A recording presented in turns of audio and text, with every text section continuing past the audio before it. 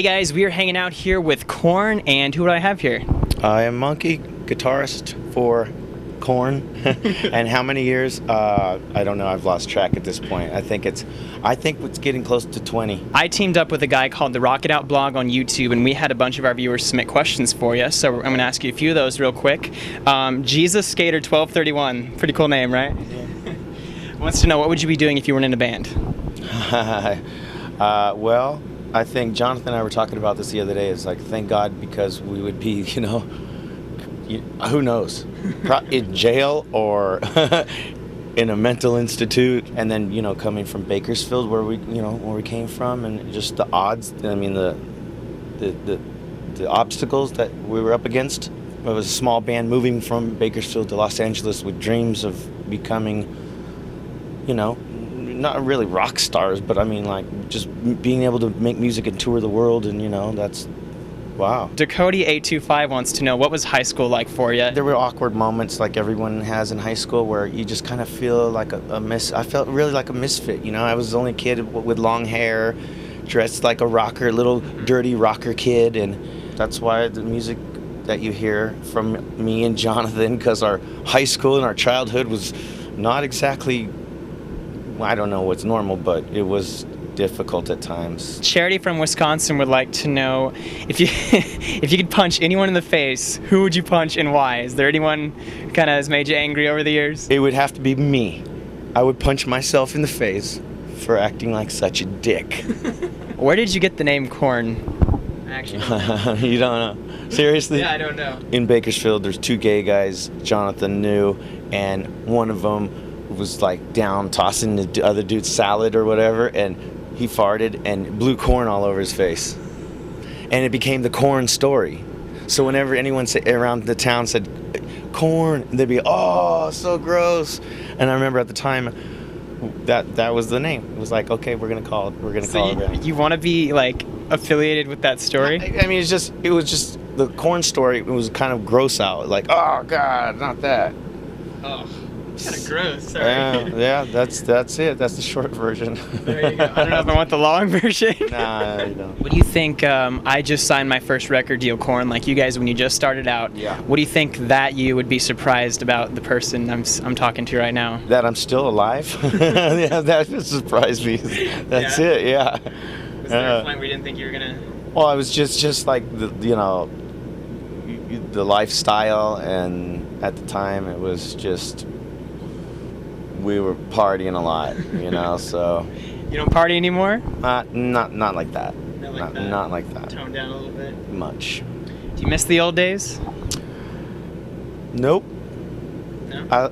I'm just happy that we're still doing what we're doing today. How much longer do you guys think you can keep doing this? Because you've been around, what, 20 years now? Well, it's about 17, I think. I'd say we have another 10 years in us. You think so? I do. You don't ever think about settling down? Why? I don't know how to. I get home, I'm like, sit there for 3 days, like, why is there no grocery? Why am I hungry? There's no food in my refrigerator. Oh yeah, I have to go to the store and buy stuff and cook. Oh, how do I cook? Oh, okay. And it's like every time I get home, I've relearned how to drive. Because, you don't drive out here. It's the bus drivers, and you're always on a plane or a train. I gotta ask you this. You guys have put out a lot of music. You've been critiqued a lot. You have some haters. What do you say to haters, or how do you feel about people who are just mean to you guys? You can't please everybody, and all you can do is please yourself. It blocks you creatively, it frustrates you, and it's like, well, I don't even know these people. Yeah. If they don't like it, then... Why do you think so much of your music is kind of dark, kind of violent, kind of, what is that kind of reflect your guys' personalities a little bit, or? Yeah, it definitely does. It's, we grew up in an unusual town. There's a lot of drugs.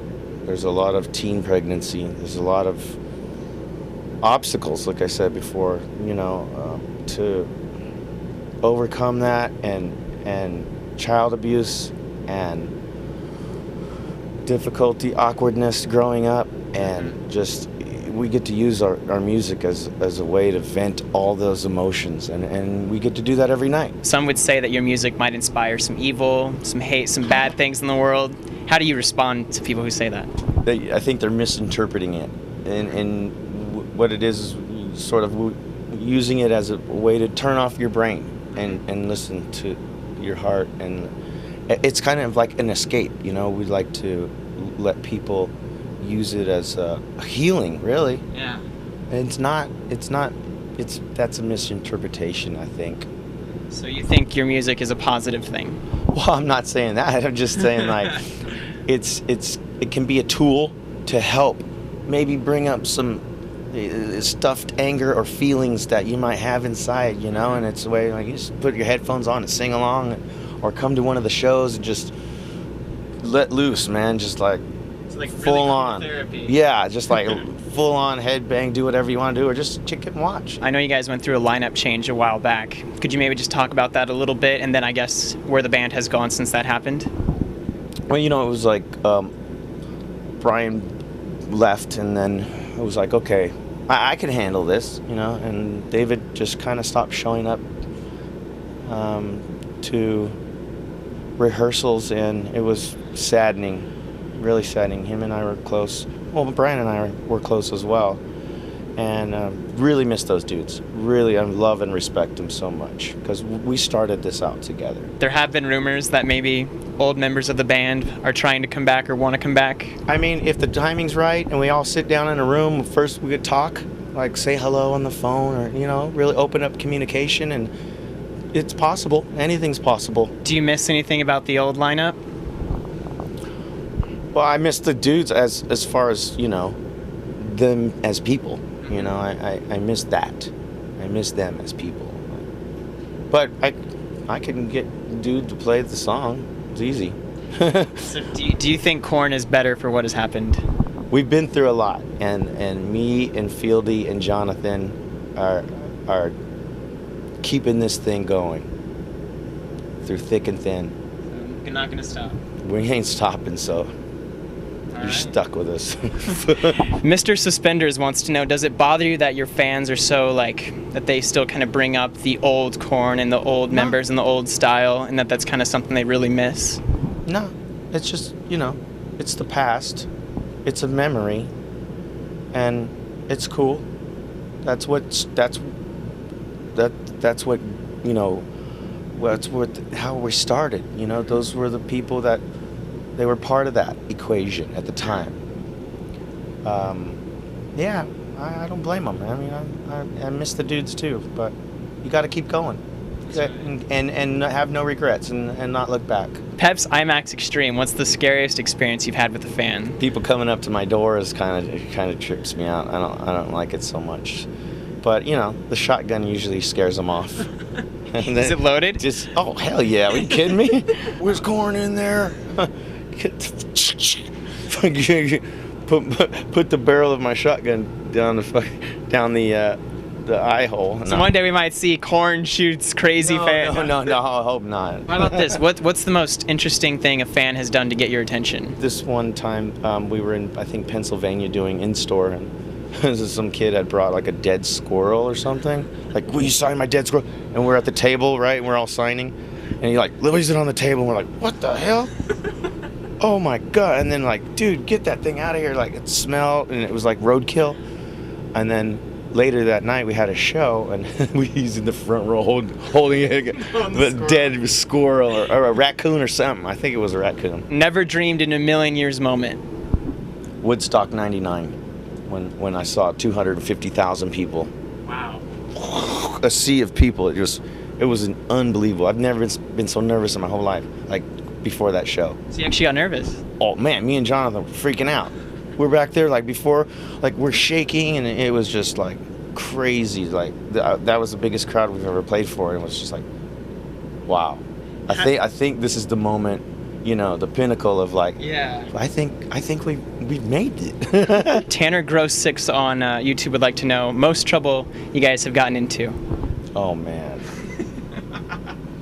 Well, for me, one time, I'll make it the short version.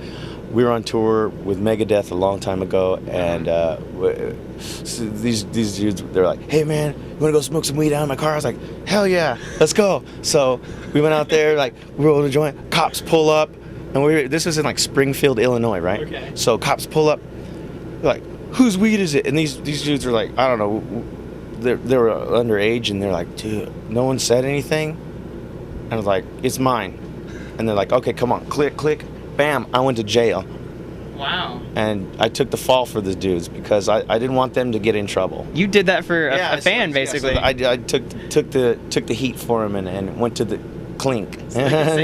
So somewhere there's a mugshot of me in Illinois.